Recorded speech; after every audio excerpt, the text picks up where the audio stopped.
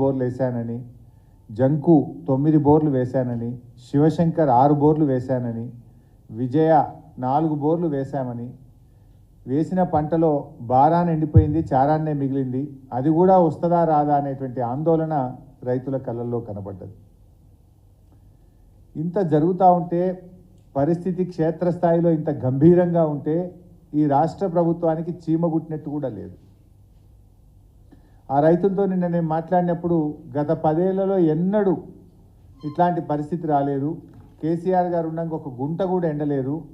ఈ ప్రభుత్వం వచ్చిన తర్వాత పరిస్థితి దయనీయంగా ఉంది. మా తండాలో తాగడానికి కూడా నీళ్లు రావడం లేదు. వారం రోజులకు ఒక్కసారి మంచినీళ్ళు వస్తూ ఉన్నాయి అని చెప్పి ఆ అక్కా చెల్లెలు ఎంతో ఆవేదన వెలుబుచ్చడం జరిగింది. అంటే 3 నెలల కాంగ్రెస్ పాలన చూస్తే ప్రజా సమస్యల మీద ఈ కాంగ్రెస్ పార్టీకి ప్రభుత్వానికి అసలు పట్టి లేదని మనకు స్పష్టంగా అర్థమవుతూ ఉంది.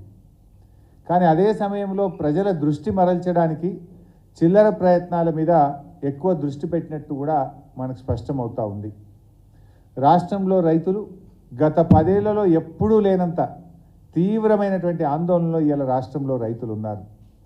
ఒకవైపు ఈ రాష్ట్ర ప్రభుత్వం నీటి నిర్వహణ విధానం సరిగా లేక రైతులకు నీళ్లు ఇవ్వడంలో ఈ ప్రభుత్వం పూర్తిగా విఫలం చెందడం, మరోవైపు రైతు బంధు రాకపోవడం, మూడోది కరెంటు ఎప్పుడు వస్తుందో ఎప్పుడు పోతుందో అర్థం కాక ఈ వచ్చిరాని కరెంటుతో, లో వోల్టేజీ కరెంటుతో మోటార్లు కాలిపోతూ ఉంటే ఇలా రైతుల మీద ఆర్థిక భారం పడుతున్నటువంటి పరిస్థితి. మరోవైపు వడగళ్ల వాన, అకాల వర్షాలతోని కూడా ఈరోజు పంట నష్టం జరుగుతూ ఉంది. ఇవన్నీ కూడా ఒక తీవ్రమైనటువంటి ఆందోళనలో ఇలా రైతాంగం ఉన్నటువంటి పరిస్థితి. రాష్ట్రంలో దాదాపు 20 లక్షల ఎకరాల్లో పంట ఎండిపోయినట్టుగా మా పార్టీకి ప్రాథమికంగా అందుతున్నటువంటి సమాచారం. ఇలా 20 లక్షల ఎకరాల్లో పంట ఎండుతూ ఉంటే ఇప్పటికీ కాంగ్రెస్ వచ్చిన ఈ 100 రోజుల్లో 180 మంది రైతులు ఆత్మహత్య చేసుకున్నారు. పరిస్థితి ఏమో ఇంత గంభీరంగా ఉంది.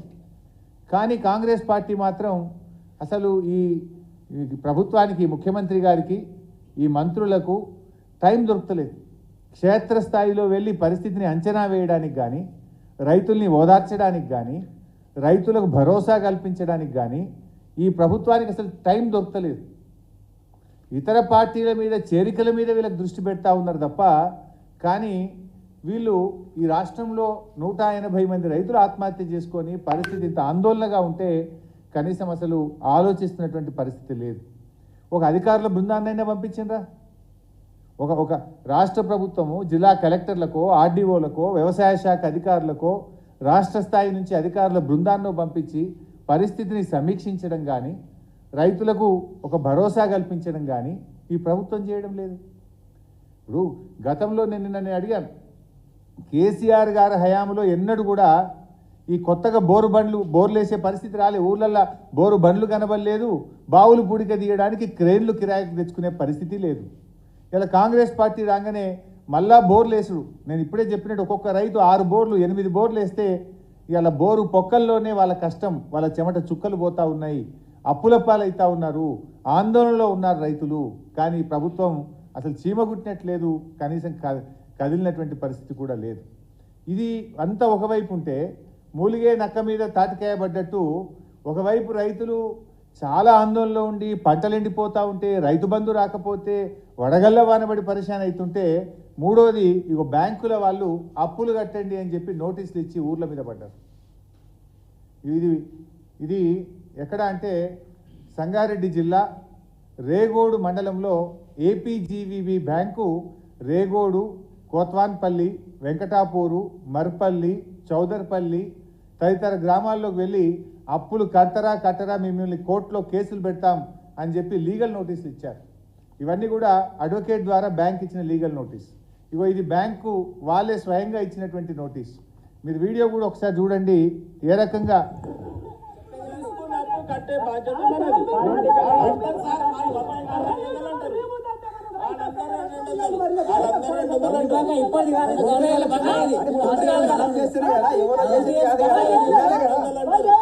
చెప్తున్నావు, వాళ్ళు చెప్తున్నారు. నాకు రేవంత్ రెడ్డి సంబంధం లేదు.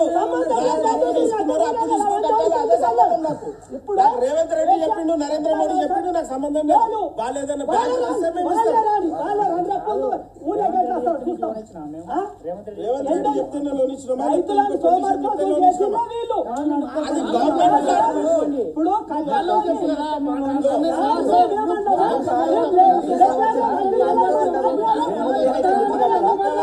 అప్పుడేమో ఇప్పుడేమో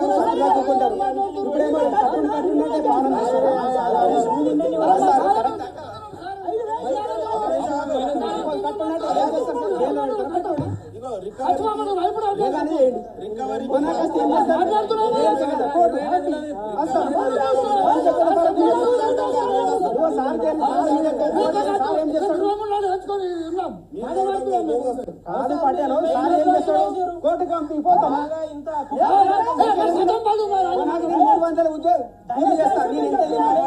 మిగిలింది కోర్టు కట్టించుకుంటాను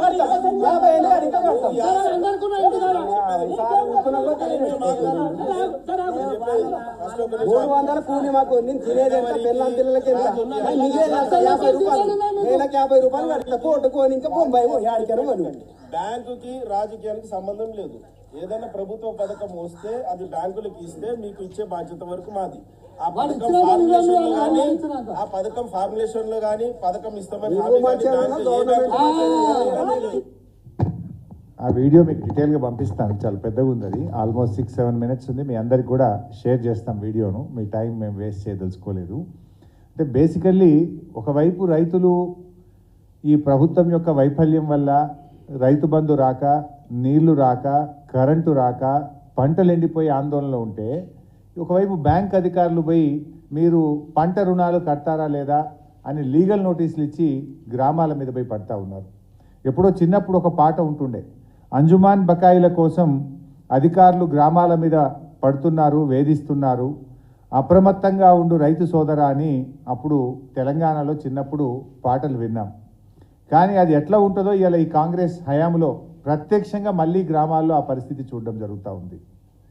ఇలా వాళ్ళు గ్రామాల్లోకి వెళ్ళి బ్యాంక్ అధికారులు నోటీసులు ఇవ్వడమే కాదు, ప్రత్యక్షంగా గ్రామాల్లోకి వెళ్ళి రైతుల్ని బెదిరిస్తున్నారు.